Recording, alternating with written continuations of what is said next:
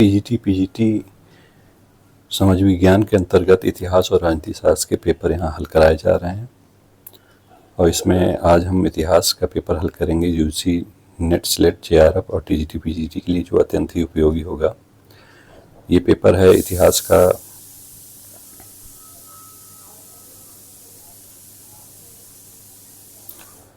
UGC net परीक्षा जून 2011 का है, द्वितीय प्रश्न पत्र है। इसमें जो भी क्वेश्चन हमारे टीजीटी के लिए पीजीटी के लिए उपयोगी होंगे, आइए हम उनकी बात करते हैं। रिवीजन जुट से यहाँ हम लोग बात करेंगे।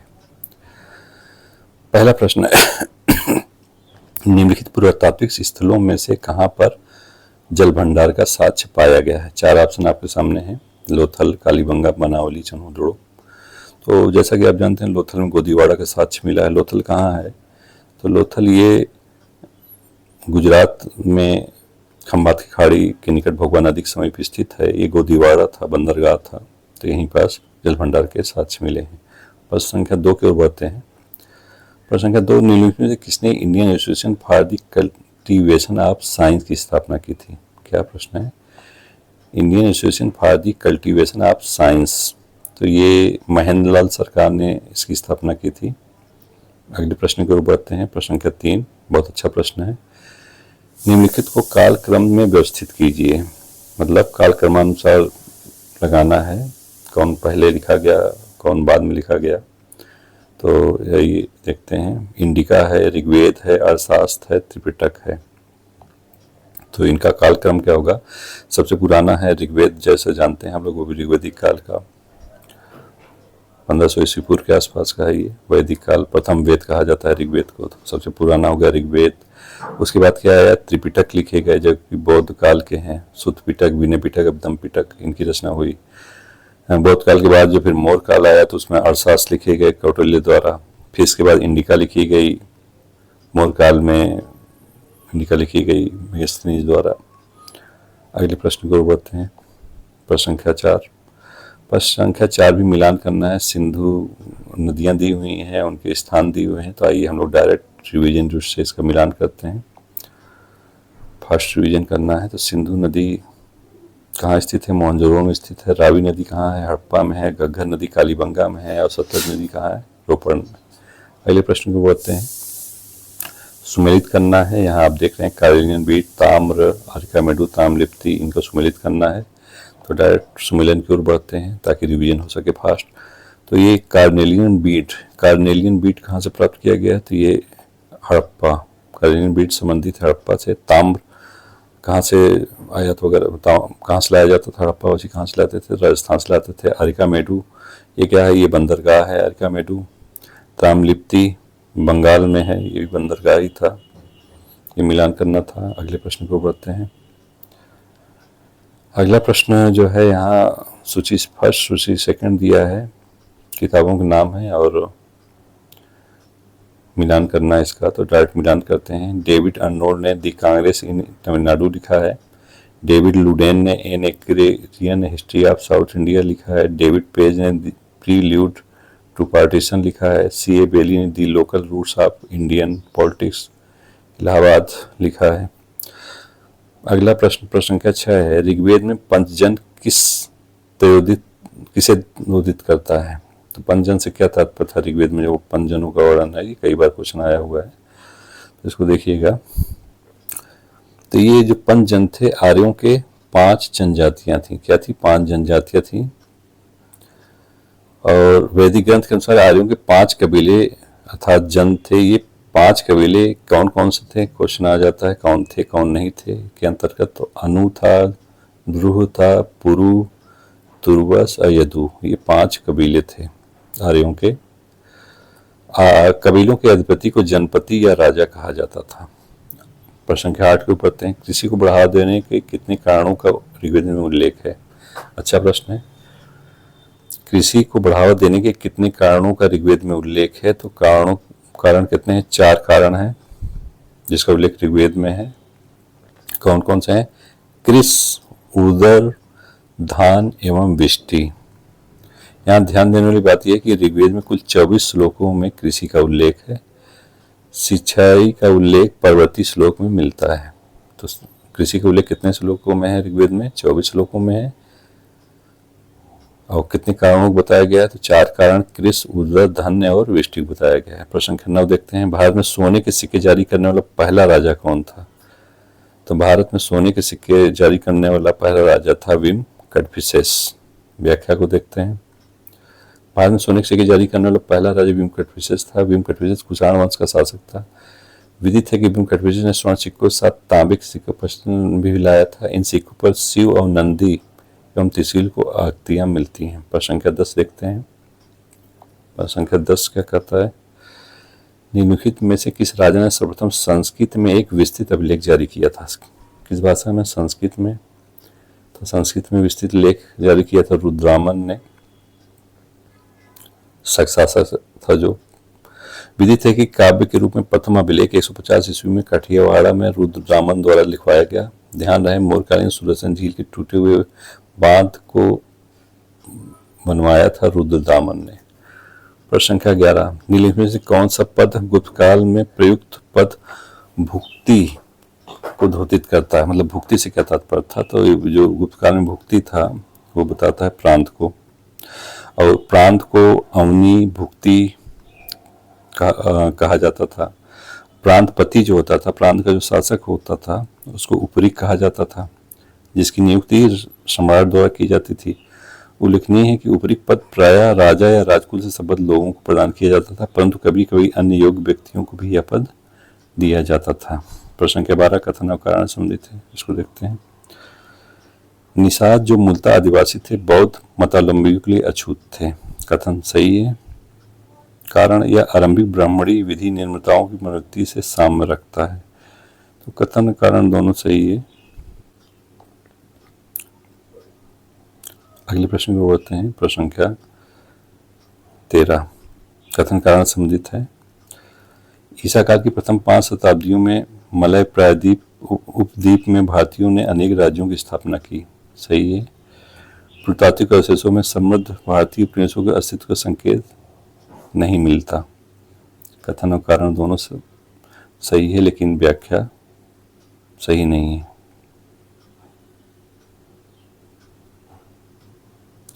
यहाँ ध्यान देने वाली बात है कि ये ऑप्शन सही है। ईसा काल की प्रथम 5 शताब्दी में मलय द्वीप में भारतीयों में अनेक राज्यों की स्थापना की, लेकिन ये आपका कारण गलत है। प्रश्न संख्या 14 देखिएगा, मिलान करना है, काल क्रम के अनुसार रखना है इनको। तो सबसे पहले आए हैं कौन? भारवी। सबसे पहले कौन से लेखक आए हैं? भारवी। कब आए हैं? 6ठी शताब्दी में। सबसे पहले भारवी आए हैं 6ठी शताब्दी में, और भट्टी ये 7वीं शताब्दी के पूर्वार्ध में आए हैं। 7वीं शताब्दी की शुरुआत में ही भट्टी आए हैं। माघ आए हैं 7वीं शताब्दी ईस्वी में आए हैं माघ। श्रीहर्ष आए हैं 12वीं शताब्दी में। श्रीहर्ष किस काल में थे? 12वीं शताब्दी में। तो भारवी 6ठी शताब्दी में आए हैं। भट्टी जो उन्हीं के भारवी के तत्काल भट्टी आए हैं 7वीं शताब्दी के आरंभ में। फिर भट्टी के बाद माघ आए हैं 7वीं शताब्दी में। श्रीहर्ष आए हैं 12वीं शताब्दी में। ये कालक्रम था इनका। फिर देखिए अगला प्रश्न 15 भी क्या कहता है? काल क्रम के अनुसार रखना। ये भी एग्जाम में आ सकता है। एग्जाम में अभ्यर्थियों को छांटना रहता है, तो ऐसे प्रश्न आते हैं। तो ये देखते हैं कालक्रम। तो इसमें है 4 ऑप्शन दिए हैं, इनको कालक्रम के अनुसार लगाना है। तो उत्तर सी दिया हुआ है। इसके अंतर्गत हम व्याख्या के अंदर इसको लगाते हैं। धरपाल 1777 से 810 ईस्वी में था। गोपाल का उत्तराधिकारी एवं पालवन से ससाई शासक था। प्रतिहार वंश का वास्तविक शासक वत्सराज था, जिसका शासनकाल धर्मपाल के बाद के शासकों में से है, जबकि प्रतिहार वंश का सर्वाधिक शक्तिशाली एवं प्रतापी राजा मिहिर भोज था। राजशेखर प्रतिहार शासक महेंद्रपाल के दरबार में रहते थे। तो ये क्रम लगा हुआ है। प्रश्न संख्या 16 देखते हैं। सुमेलित करना है। गणतंत्र किस काल में आया था? तो ये 6ठी शताब्दी ईस्वी पूर्व में गणतंत्र का उद्भव हुआ था। तो ये मिलान करेंगे। गणतंत्र कब है? 6ठी शताब्दी का है। उत्तरी काली पालिशदार बर्तन मिले हैं, ये गंगे मैदान में मिले हैं। गिरनार अभिलेख किसका था? रुद्रामन का था। साख कहाँ के थे? तो ये कपिलवस्तु के थे। प्रश्न संख्या 17 देखते हैं। तारीख फिरोज शाही का लेखक पूछा हुआ प्रश्न संख्या 17 में। तो तो लेखक हैं शम्स सिराज अफीफ। ये जो शम्स सिराज अफीफ जो है फिरोज शाह तुगलक के दरबारी इतिहासकार थे, जबकि अमीर खुसरो की रचना तुगलकनामा और किरानुल सादैन है। अमीर खुसरो की रचना क्या है? तुगलकनामा है और किरानुल सादैन है। इसमें किरानुल सादैन ने बंगाल के सूबेदार बुगरा खां पुत्र कैकुबाद के भेंट का वर्णन है, जबकि फिरोज शाह तुगलक की आत्मकथा है फुतुहात फिरोज शाही। प्रश्न संख्या 18 देखते हैं। अमीर हसन आला सिजवी द्वारा संकलित कृति फवायद उल फुआद निम्नलिखित से किसके डूइंग्स एंड सेइंग्स का अभिलेख है? डूइंग एंड सेइंग्स का अभिलेख है शेख निजामुद्दीन औलिया। अमीर हसन आला सिजवी द्वारा संकलित कृति फवायद उल फुआद नामक ग्रंथ में निजामुद्दीन औलिया की मजलिसें संकलित हैं। इस ग्रंथ का मूल उद्देश्य औलिया के वचनों एवं कर्मों का प्रकाशन था। तो याद रखिए, पूछ सकता है कि अमीर हसन आला सिज्जी द्वारा जो कृति है उनकी फवायद उल फुआद, इसमें किसका वर्णन है? ये है शेख निजामुद्दीन औलिया का। प्रश्न संख्या 19 देखते हैं। सूफी शब्दावली में विलायत का क्या अर्थ है? तो सूफी शब्दावली में विलायत आध्यात्मिक क्षेत्र था जहाँ सूफी संत आराधना करते हैं अथवा जहाँ साधनात्मक क्रियाओं को अंजाम दिया जाता है, जबकि सूफियों के निवास स्थान को खानका कहते हैं। सूफी लोग जहाँ पूजा करते थे उसे विलायत कहते हैं, और जो सूफियों का निवास स्थान था उसको खानका कहते हैं। प्रश्न संख्या 20 देखते हैं। राज तिलक के तुरंत पश्चात जहांगीर द्वारा जारी किए गए अध्यादेशों में 10वां अध्यादेश किससे संबंधित था? तो यहाँ ध्यान देने वाली बात है कि जहांगीर ने 12 राज्यादेश दिए थे राज्याभिषेक के अवसर पर जो है, तो 12वें में से जो 10वां था वो था जागीरदारी क्षेत्र से संबंधित था। जागीरदारी क्षेत्र से संबंधित था। ज्ञात है कि नवंबर 1905 में आगरा के किले में अपने राज तिलक के समय नूरुद्दीन मोहम्मद जहांगीर बादशाह गाजी उपाधि धारण कर जब गद्दी पर बैठा तो उसने 12 अध्यादेश जारी किए थे। प्रश्न संख्या 21 है। दिल्ली स्थित जामा मस्जिद की नींव किसने रखी? तो इम्पोर्टेंट प्रश्न है। दिल्ली स्थित जामा मस्जिद की नींव सम्राट शाहजहां द्वारा रखी गई थी। व्याख्या है। दिल्ली स्थित जामा मस्जिद नींव शाहजहां ने 6 अक्टूबर 1650 में रखी। दिल्ली जामा मस्जिद की नींव कब रखी शाहजहां ने? तो ये अक्टूबर 1650 में रखी है, जिसका निर्माण 1656 में पूरा हुआ था। यह मस्जिद पूर्णतः लाल बलुआ पत्थर से निर्मित है। मस्जिद एक मुझे चबूतरे पर स्थित के चारों ओर 4 मंजिला मीनारे हैं। जामा मस्जिद का था जिसको बनवाया था किसने? शाहजहां ने। प्रश्न के 22 देखते हैं। अमीन के पद का सृजन किसने किया? अमीन के पद का सृजन किया गया शाहजहां द्वारा। प्रत्येक परगनों में राजस्व के निर्धारण के लिए अमीन की नियुक्ति की जाती थी। विदित है कि सरदार परगने का मुख्य अधिकारी होता था, जबकि परगने का खजांची फौजदार होता था। तो अमीन के पद को किसने बनाया था? अमीन का पद ये बनाया था शाहजहां ने। क्या कार्य था? तो इसका कार्य था राजस्व निर्धारण। प्रश्न संख्या 23 देखते हैं। नीचे 2 वक्तव्य दिए, कथन और कारण संबंधित वक्तव्य दिए गए हैं, उसको करना है। क्या है? उत्तरी भारत के अंतिम सम्राट महान सम्राट के रूप में भारतीय इतिहास में पृथ्वीराज तृतीय का अप्रतिम स्थान है ही। इसके बाद क्योंकि तुर्क आ गए। अगला है कारण। हमें पता है कि समसामयिक सूत्रों में इस बात के साक्ष्य मौजूद हैं। मिलते हैं। तो ए आर दोनों सही है, इस तरह डी ऑप्शन सही होगा। प्रश्न संख्या 24 देखते हैं। मिलान करना है, डायरेक्ट हम लोग मिलान करते हैं, समय कम है इसलिए मिलान करते हुए दोहराते हुए चलते हैं। निजाम शाही राज्य जो है ये इसकी राजधानी क्या थी? अहमदनगर थी। कुतुब शाही राज की राजधानी गोलकुंडा थी। इमाम शाह शाही राज की राजधानी बरार थी। आदिल शाही वंश की राजधानी बीजापुर थी। इनमें से कौन सा सुमेलित नहीं था? 25 संख्या बता रहा था। यहाँ अकबर 15 राज थे, सही है। जहांगीर 17 राज थे, सही है। शाहजहां और औरंगजेब ये राज्यों की संख्या दोनों में गड़बड़ है। तो औरंगजेब समय 21 राज थे, इसमें 24 दिया, तो डी गलत होगा। सी भी गड़बड़ है, सी डी गड़बड़ में है। व्याख्या देखते हैं। संपूर्ण मुगल साम्राज्य को सूबे में बांटा गया था। अकबर ने अपने शासनकाल के 24वें वर्ष 1980 में अपने समूह साम्राज्य को 12 सूबों में बांटा था। बाद में 3 राज्य और जीते थे। इस तरह अकबर के समय सूबों की संख्या हो गई थी 15। शाहजहां के समय 18 सूबे थे। औरंगजेब के समय 21 सूबे हो गए थे, 20 दिया हुआ, 21 सूबे हो गए थे, याद रखिएगा। अगला है 26, प्रश्न संख्या 26 है, ये भी सुमेलित करना है। तो देखिए सुमेलित में क्या आंसर होगा। Niccolo de Conti, Niccolo de Conti ये किसके राज्यकाल में निकोलो डी कोंटी आया था? तो निकोलो डी कोंटी जो है देवराय प्रथम के आया था। डोमिंगो पेज ये आया था किस देवराय के शासनकाल में। नूनिज जो किसके आया था? तो ये नूनिज था देवराय के। अब्दुल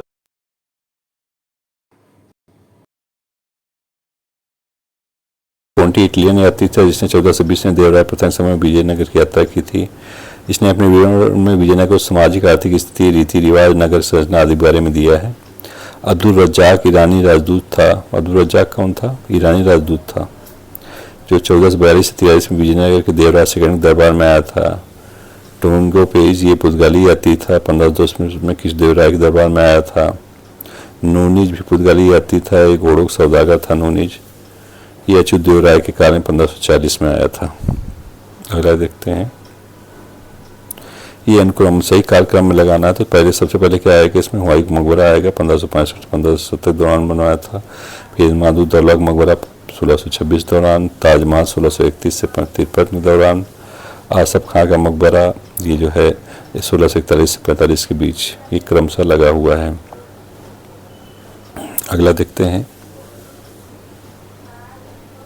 प्रश्न संख्या 28 की ओर बढ़ते हैं। प्रश्न संख्या 28 ये मिलान करना है। अबुल फजल ने क्या लिखा है?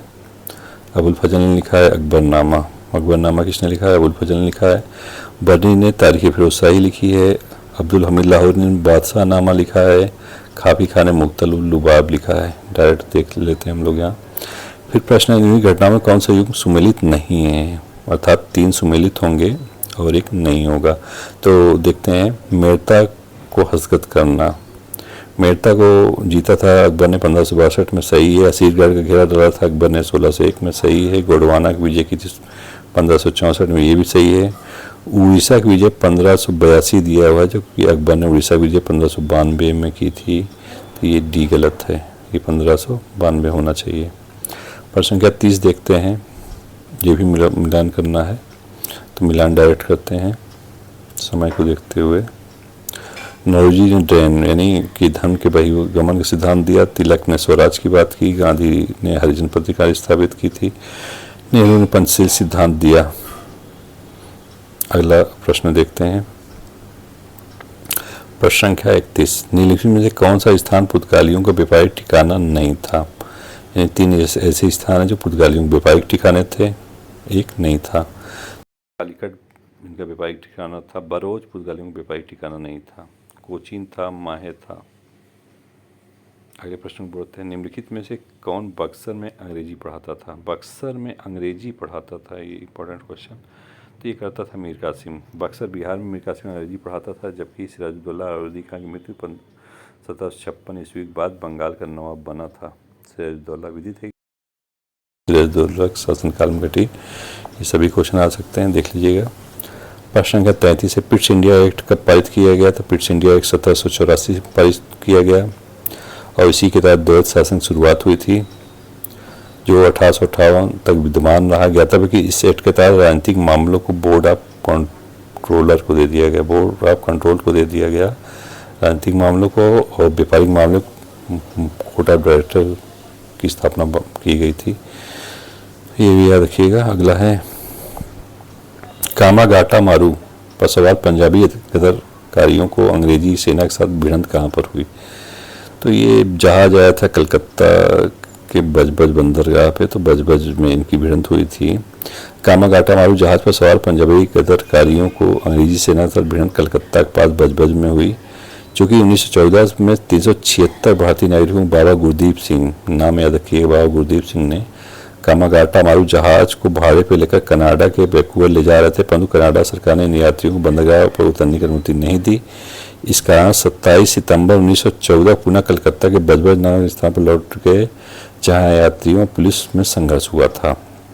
प्रश्न संख्या 35 देखते हैं, भारत के योजना आयोग की स्थापना कब की गई है? तो 15 मार्च 1950 को योजना आयोग की स्थापना भारत में की गई है।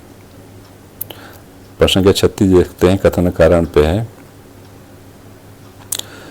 द्वितीय पंचवर्षीय योजना में भारी उद्योग के पक्ष में बदलाव को चिन्हित किया गया। हाँ, उसका लक्ष्य था द्वितीय पंचवर्षीय योजना का, सही है। कारण है इस क्षेत्र में आयात को बंद करना आत्मनिर्भरता के लिए आवश्यक माना गया, ये भी सही है। तो कथन और कारण दोनों सही है, डी ऑप्शन सही होगा। अगले प्रश्न को बढ़ते हैं, प्रश्न संख्या 37। इनको कालक्रमानुसार लगाना है, सही।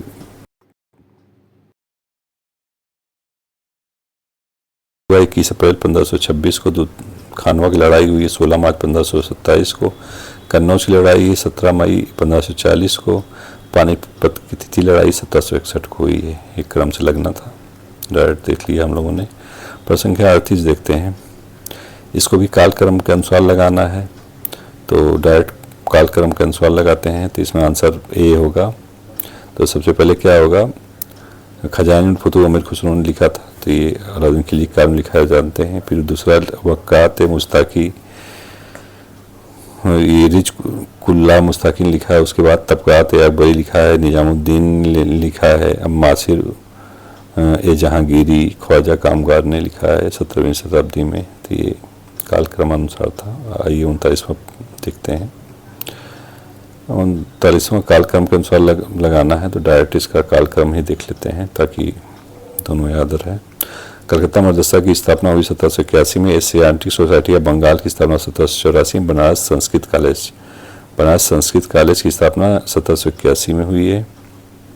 और फोर्ट विलियम कॉलेज की स्थापना 1800 में हुई है। बनारस संस्कृत कॉलेज की स्थापना 1781, फोर्ट विलियम कॉलेज 1800, इसको याद रखिएगा। प्रश्न संख्या 40 देखते हैं, इसमें भी क्रम लगाना है, तो इसको डायरेक्ट सी आंसर सही होगा। यहाँ व्याख्या देख लेते हैं। निम्न ग्रंथों का क्रम इस प्रकार है। नील दर्पण सबसे पहले लिखा दीनबंधु मित्र ने, उसके बाद आनंद मठ लिखा बंकिम चंद्र चटर्जी ने, फिर गीतांजलि लिखा रविन्द्रनाथ टैगोर ने, गोदान लिखा मुंशी प्रेमचंद ने। अगला है 41वां प्रश्न देखते हैं, इसमें भी ऐतिहासिक क्रम लगाना है। तो देखिए, सबसे पहले जो घटना हुई, पावना आंदोलन हुआ था 1873-76 में, ईश्वर चंद्र राय ने किया था। फिर चंपारण सत्याग्रह 1917 में है, महात्मा गांधी ने किया था। मोपला विद्रोह 1920-21 में है, अली मुस्लियार ने किया था। एक आंदोलन 1921-22 में है, मदारी पासी ने किया था। कथन कारण पे है 42वां प्रश्न, इसको देखते हैं। निम्न में कौन सा सही है, ये पूछा हुआ है। तो 42वां क्या है कथन, किसी के वर्गीकरण में कृषक वर्ग में और भी विभेद कर दिया। तो सही है, किसी के वर्गीकरण में कृषि वृद्धि हुई। कथन दोनों सही है, लेकिन कथन कारण की व्याख्या नहीं कर रहा है, तो ये देख लीजिएगा। बी ऑप्शन सही होगा। ए या दोनों सही, किंतु हर एक सही व्याख्या नहीं है। प्रश्न का 43 देखें, इटली के एकीकरण के लिए यंग इटली का गठन किस तरह किया गया था। यंग इटली का गठन किया गया था 1831 में मेजनी द्वारा। यंग इटली का गठन किसने किया, मेजनी ने 1831 में किया था। इटली के एकीकरण का श्रेय मेजनी, काबुल, गेराबल्डी तीनों दिया जाता है। 44वां भी कथन कारण से है, तो कथन देखते हैं। भारत में कृषक वर्ग की संलिप्तता अलग अलग तथा स्थानीय बनी रही, सही है। भारतीय कृषि समाज की संरचना जटिल थी, ये गलत है। ए सही है, आर गलत है, यानी बी सही है इसमें। व्याख्या, भारत में व्यापक भौगोलिक क्षेत्रीय विविधता के कारण कृषकों में स्थानीयता गुण प्रभावित था। भारतीय ग्रामों की आत्मनिर्भरता के कारण कृषक समुदाय एक दूसरे में निर्लिप्त थे, परंतु कृषक समाज की संरचना कभी जटिल नहीं थी, ये याद रखिएगा।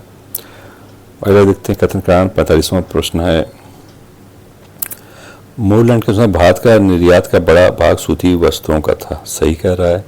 बाबर ने उल्लेख किया कि काबुल में सूती वस्त्र से बाहर चलाए जाते थे, ये भी सही है। तो कथन कारण दोनों सही है।